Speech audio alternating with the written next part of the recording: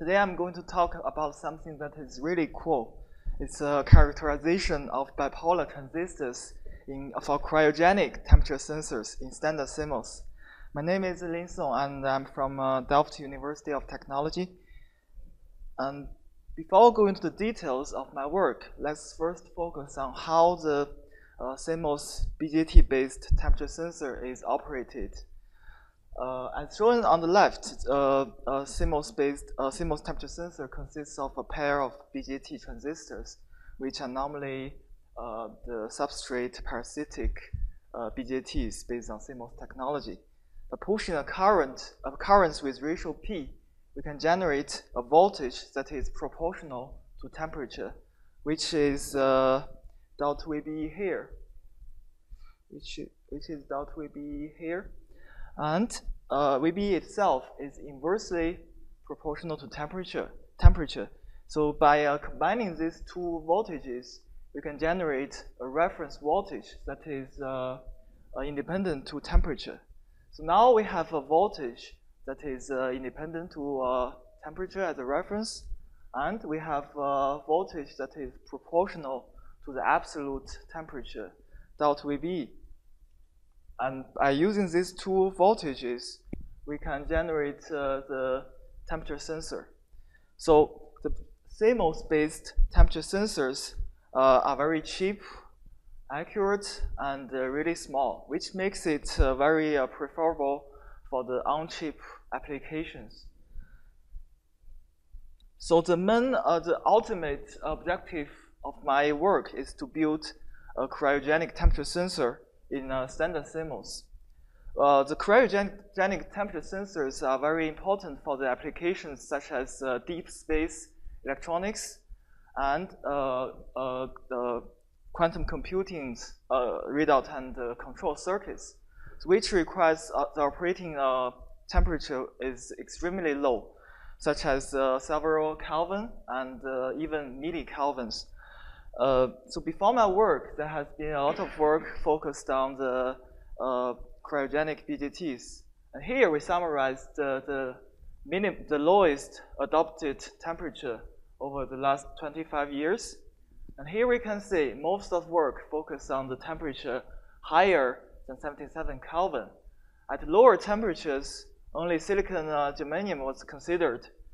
So here our work did the characterization of the parasitic silicon BJTs, and it is based on the standard CMOS, and the temperature is much more lower than 77 Kelvin. So now you maybe have some doubts about what is the parasitic BJTs. So here is a cross-section of the transistors we used. So it is based on the standard CMOS technology, and different from the MOSFET transistors. Here we didn't use a gate, we just use a source, bulk, and drain to generate a PNP transistor. So by using the CMOS technologies, we can take advantage of CMOS technologies such as very low cost and easy compatibility with the CMOS readout circuit. But this implementation method also has a disadvantage, which is the current gain of this is very low, which is normally from 4 to 6. And here is a measurement setup of my work. Basically I did two sets of measurement. One is dot VB measurement, the other is VB measurement. For the dot VB measurement, first of all, the base is grounded, and we try to push to ejection current with ratio P to generate a temperature proportional to generate voltage that is proportional to temperature. But this method will suffer from the mismatch between the transistors. So in order to reduce the influence of mismatch, the dynamic element matching technique is applied. By swapping the two ejection current source, we can generate two sets of dot VB measurement. Through the subtraction, we can generate dot VB voltage that is less sensitive to the mismatch. And also we measure the VBE voltage over the temperatures. In this case, a current mirror is connected to the base, and the base current, the ejection current, and the collector current can be measured. This way, we can measure the current gain over the different temperature. So here is a measurement result. We did measurement from 7 Kelvin all the way up to the room temperature, which is 294 Kelvin. And here we showed the plot of delta VBE versus temperature, which is supposed to be linear to the temperature over a wide range of temperature. But here we can see the linearity is very good from room temperature until temperature around 111 Kelvin. But at lower temperatures, the linearity is worse, especially at temperature lower than 50 Kelvin. This is mainly caused by the non-idealities of the transistors. So as the figure on the left shows, the transistors are not ideal, which means there's a series resistance at the base, which will contribute to a factor that is not linear with temperature.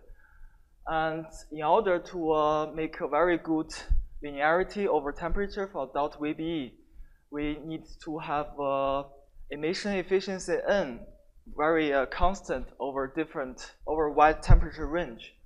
And we need the base resistance RB very small, and we need the current gain beta very high.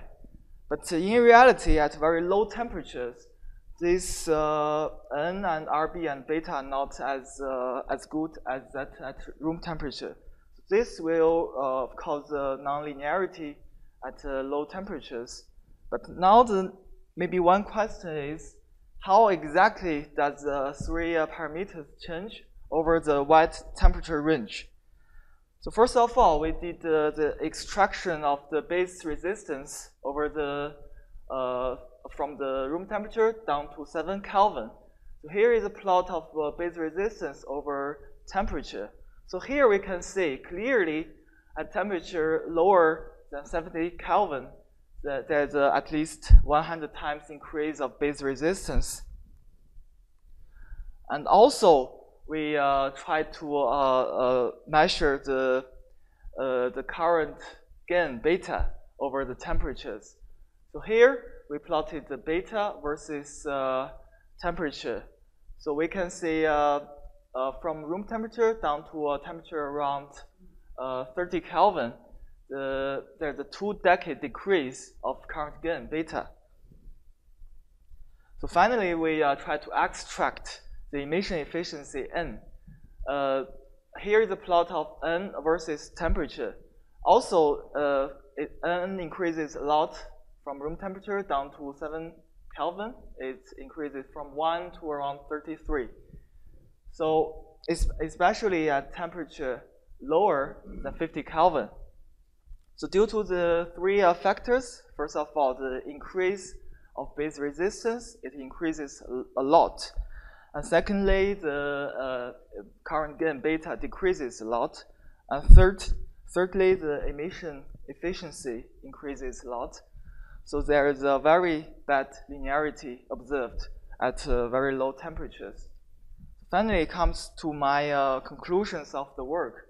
First, we did the characterization of parasitic PNPs from 7 Kelvin all the way to the room temperature 294 Kelvin. And we showed that the performance degradation of the BJT transistor is mainly caused by the increase of base resistance, decrease of current gain, and increase of emission efficiency. And finally, lastly and most importantly, this work enables the design of CMOS temperature sensors down to 80 Kelvin. So which means we can build very cheap, accurate, and small sensors at cryogenic temperatures. And that's all my presentation. Thank you very much.